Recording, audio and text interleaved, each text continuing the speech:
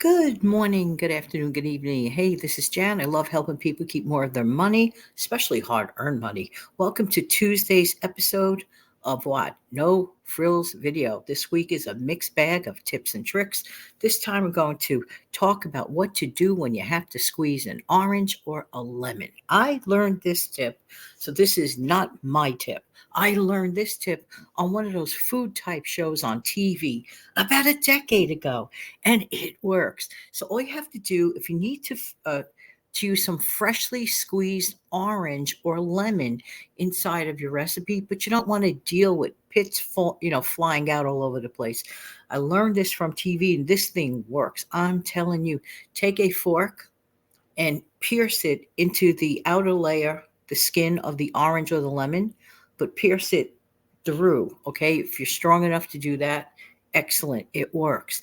So you pierce the fork through and you squeeze the juice out. No pits come out. Hello, hello, hello. This comes in very handy. Now, many times you're going to have a bunch of the juice still left in there. Will I just throw it away right afterwards? Not really. I will not. I will get another use out of it if I plan to use it within the next day or so. So I just wrap it up in a little bit of plastic wrap and I put it back in my vegetable crisper, for example. Does the trick. And if I want to, I could also just cut up the rest of it and let it sit in my water pitcher for some delicious lemon or orange or even lime water. This trick doesn't cost anything. Here's another thing that I recommend. This has nothing to do with lemons or oranges or limes. Now, for example, you know those long type of pastas like spaghetti or linguine or anything of that nature or vermicelli? My favorite one is probably vermicelli. Okay. So I would get a box of vermicelli, for example, and I don't like to let the tall pasta just stand upward and boil it. You know what I'm doing when I'm imagining in my mind's eye, right? What other people are doing when they do it that way. I have a tendency to break it in half. So I figured out something once a long time ago.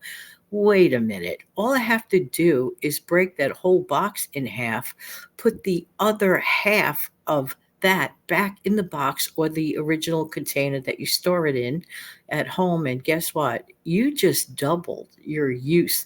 You just actually turned that one box of linguine or spaghetti literally into two. So your pasta won't be as long. Doesn't matter.